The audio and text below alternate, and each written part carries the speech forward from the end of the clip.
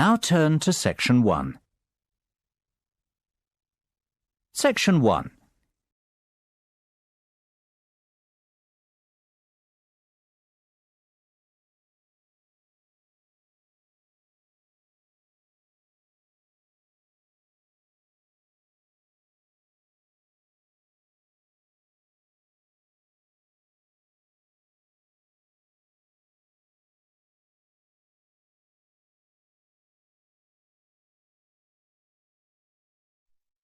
Hello, Flagstone. Oh, hello.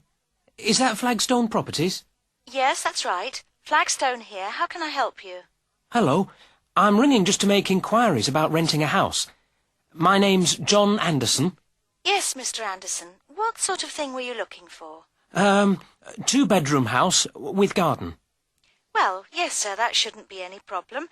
Just to let you know that our main areas, the main areas we deal with are the city centre itself. City centre, uh-huh. And the north suburbs. Oh, well, we were most interested in the northern areas, actually. Right, yes. What sort of price were you thinking of? Well, could you give me some idea? Certainly. It really ranges from £250 per month. Only £250? Yes, to about £500, depending on a number of different factors. Oh, what does it depend on? Well, obviously the quality of the area, and then whether there's a garden. Oh, well, as I said, we'd want a garden. And a garage pushes up the price. Right. Well, we wouldn't necessarily need one. I think about £350 a month would be our limit. OK. Well, would you like to have a look at a couple of properties, sir? Yes, that'd be great. Looking at our files, I think we've got two which might suit you. Oh, hang on. I'll just get a pen. Right. OK, well, there's one on West Park Road, which is £325 a month. Uh-huh. Are the bills included? Well, that one just includes the water bill. OK, right. And the second house is in Tithe Road. I'll just spell that for you, OK? Yep. Tithe Road. Yeah, got that. And how much is that one? That's £380. 380. Is that including water? No, I'm afraid not, but it does include the telephone rental. Oh, well, that's not too bad then. So... Before you hear the rest of the conversation, you have some time to look at questions 7 to 10.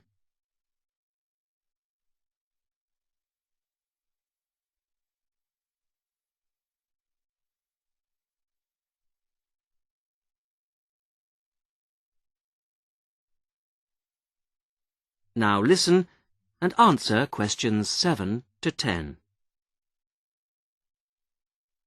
So when would you be available to see them? Well, I'll be in town next week, say Thursday. No, I'm sorry, we don't have any availability for Thursday. How about Wednesday afternoon? OK. That's fine. Would 5 be OK? Yes, fine. 5 o'clock it is. Just come to the Flagstone offices. Oh, before I forget, what sort of things do I need to get done, to rent with you? Well, the most important thing is a letter from your bank. No problem. And then a reference letter from your employer. Yes, that's OK. Great. And then we would need you to give 2 weeks' notice of moving in. Right, 2 weeks' notice. And what about a deposit? That's 1 month's rent, whatever the amount is. OK. 1 month. Is that it? No, sorry, one more. You will have to pay for the contract. Oh, yes, I'd forgotten about that. OK, fine. So I'll start arranging those, and I'll see you next week. Yes. Thanks very much. Bye. Goodbye.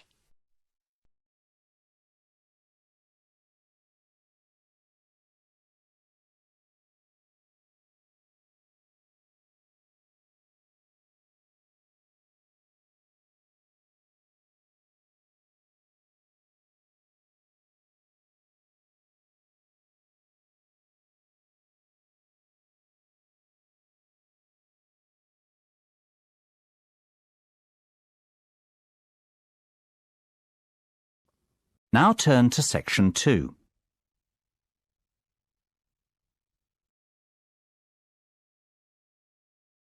Section 2.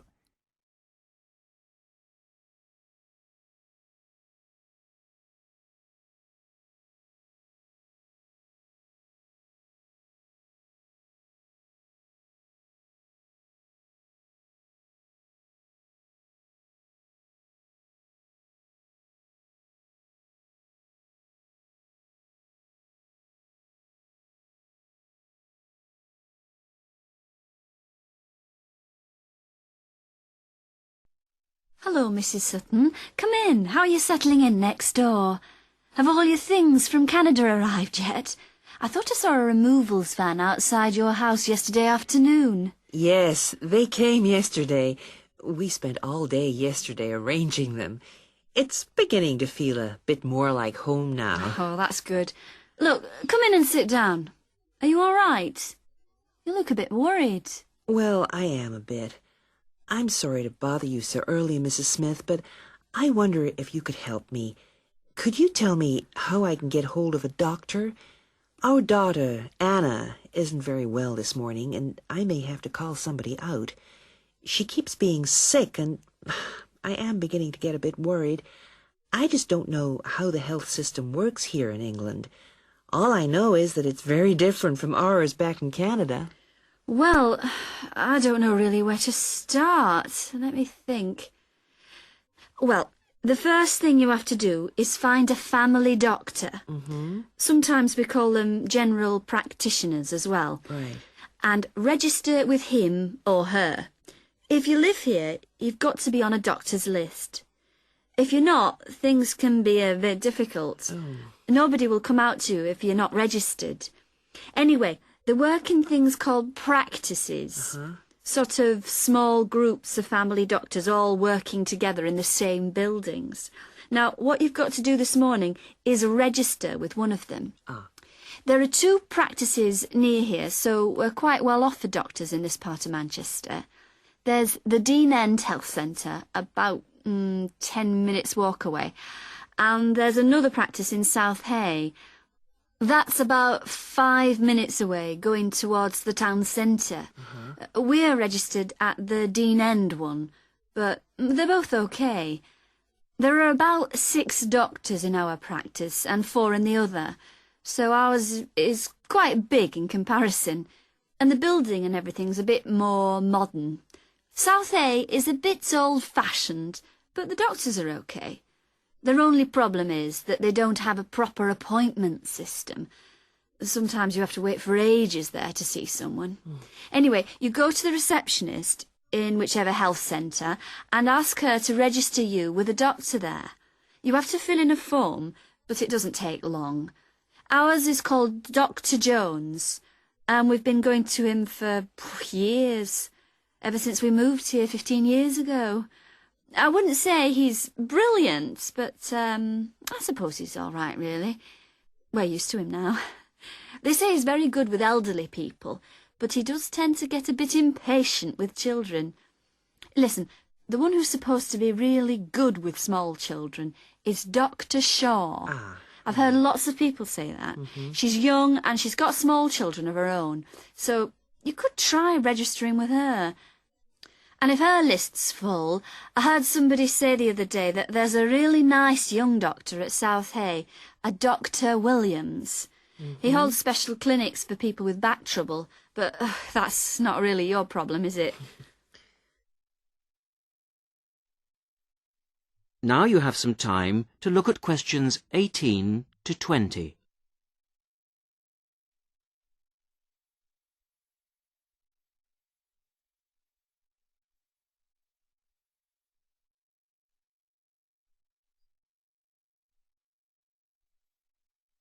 Now listen to the rest of the conversation and answer questions 18 to 20. If you want a doctor to visit you at home, you have to ask for a home visit.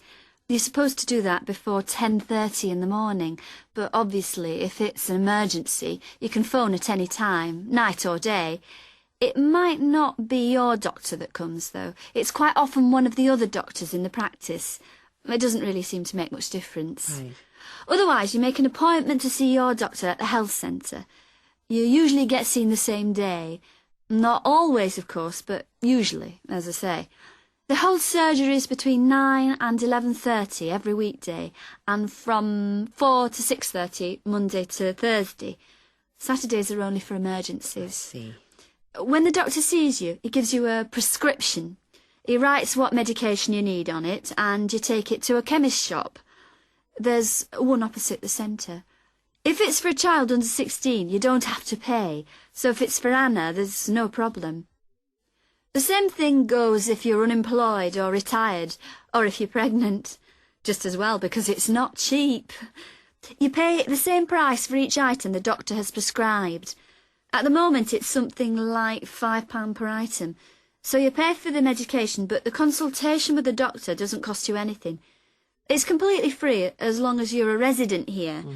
You're going to be here for 3 years, aren't you? Uh-huh.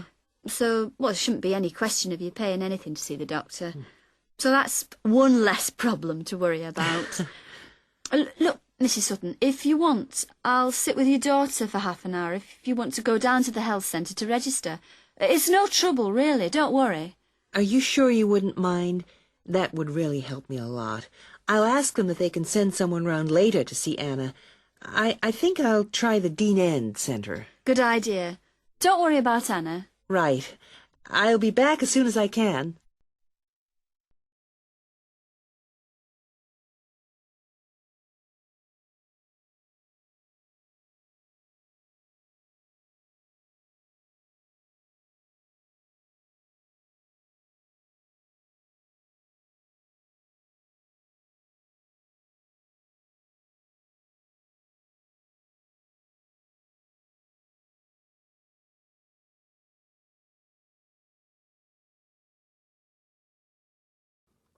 Now turn to section 3.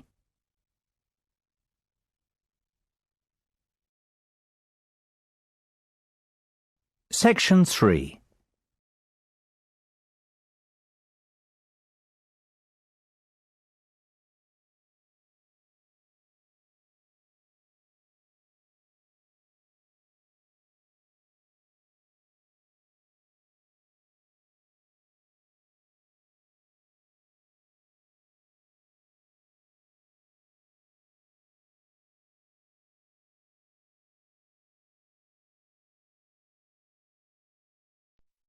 Hello. Jonathan Briggs, isn't it? Yes, that's right. Do come in and sit down. Thanks. Right. Well, Jonathan, as we explained in your letter, in this part of the interview, we like to talk through your application form, your experience to date, etc. And then in the second part, you go for a group interview. Group interview. Yes, I understand. So, your first degree was in economics. Yes, but I also did politics as a major strand. And you graduated in 1989. And I see you've been doing some teaching. Yes, I worked as a volunteer teacher in West Africa. I was there for almost 3 years in total, from 1990 to 1992. How interesting. What organisation was that with? It's not one of the major ones. It's called Teach South. Oh, right. Yes, I have heard of it. It operates in several African countries, doesn't it? And what kind of school was it? A rural cooperative. Oh, a rural cooperative. How interesting. And what did you teach? A variety of things in different years. I did, with forms 1 to 3, mainly geography, and some English with form 5. Then, in my final year, I took on some agricultural science with the top year. That's form 6. Right. Quite a variety, then. I also ran the school farm. How interesting. Before the interview continues, you have some time to look at questions 28 to 30.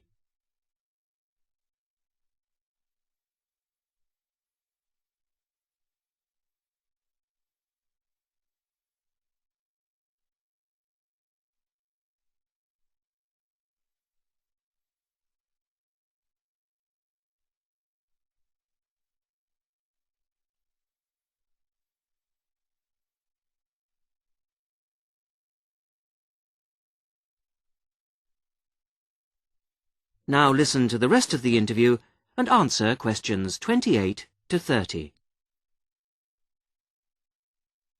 And how did you find the whole experience? I'll be honest with you. At the end of the first year, I really wanted to leave and come home. Oh, why was that? Well, I was very homesick at first and missed my family. Oh, yes, I can understand that. And I also found it frustrating to have so few teaching resources. But I did decide to stay, and in the end I extended my tour to a third year. Right. Things must have looked up then. Yes, we set up a very successful project, breeding cattle to sell locally. Really?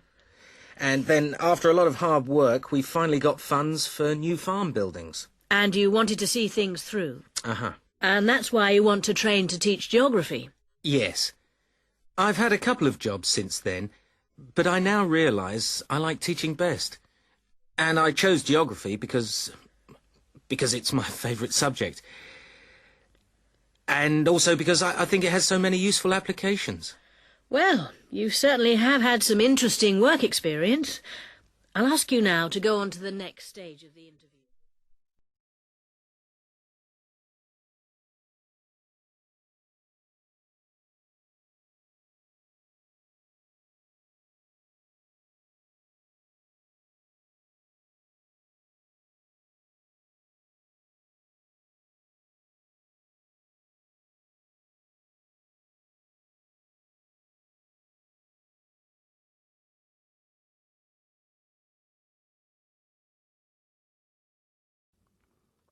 Now turn to section 4.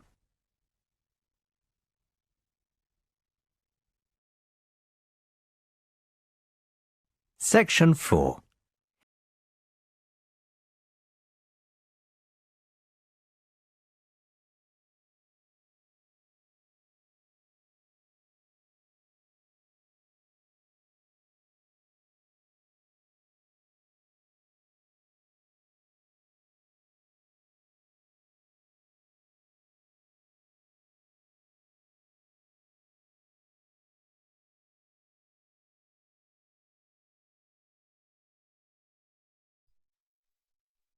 Today's Health Council is presented by Paula Clayburgh, who is the Chief Counsellor at Liverpool's famous pain clinic, the Wilton Clinic. Paula. Do you know what Prince Charles, Sevi Ballesteros and Elizabeth Taylor have in common? They all suffer from chronic back pain. In fact, bad backs are one of the most common health problems today, affecting people in all walks of life. The most recent available figures show that about 250,000 people are incapacitated with back pain every day. And many sufferers don't know the cause or the solution to their problem. The majority of our patients at the clinic tend to be women. They are especially vulnerable because of pregnancy, but also because of osteoporosis, which I personally believe to be the major cause of problems for women. I have many women patients who say they have completely given up exercise because the pain makes them so miserable. But of course, that starts up a vicious circle. Bed rest, giving up exercise, and painkillers are traditional responses to back pain. But although there are many excellent drugs on the market, at our clinic we're beginning to realise the unique benefits of relaxation therapy. Other specialists in the field make a strong case for certain types of exercise, but in our experience they are easily mishandled and can lead to more harm than good. Now let's look at some of the reasons why back pain is developing into such a unique menace. In general, the body is pretty good at self-repair. A strain or a blow to a limb, though painful at the time, generally resolves itself.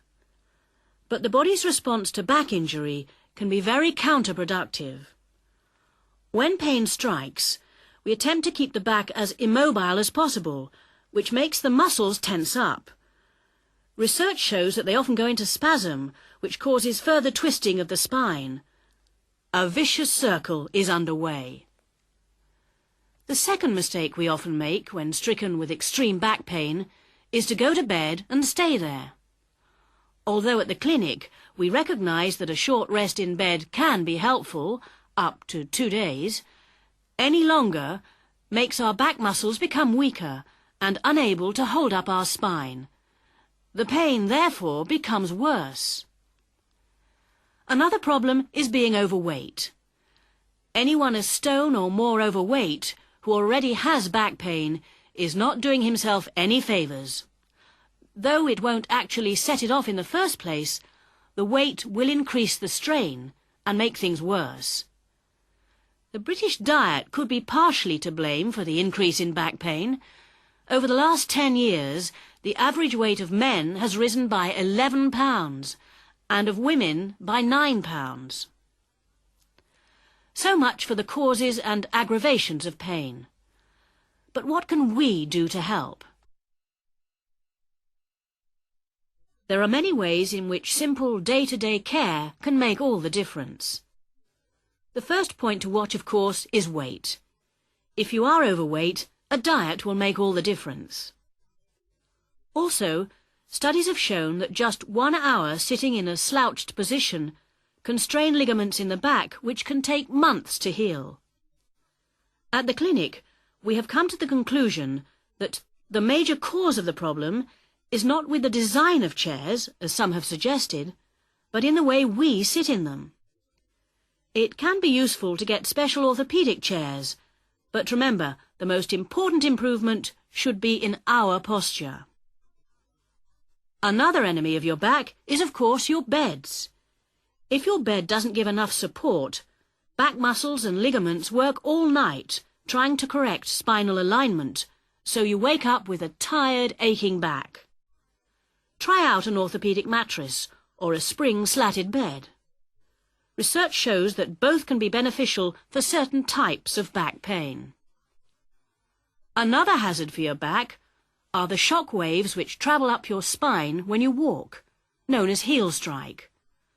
A real find for our patients has been the shock-absorbing shoe insert, a cheap but very effective solution.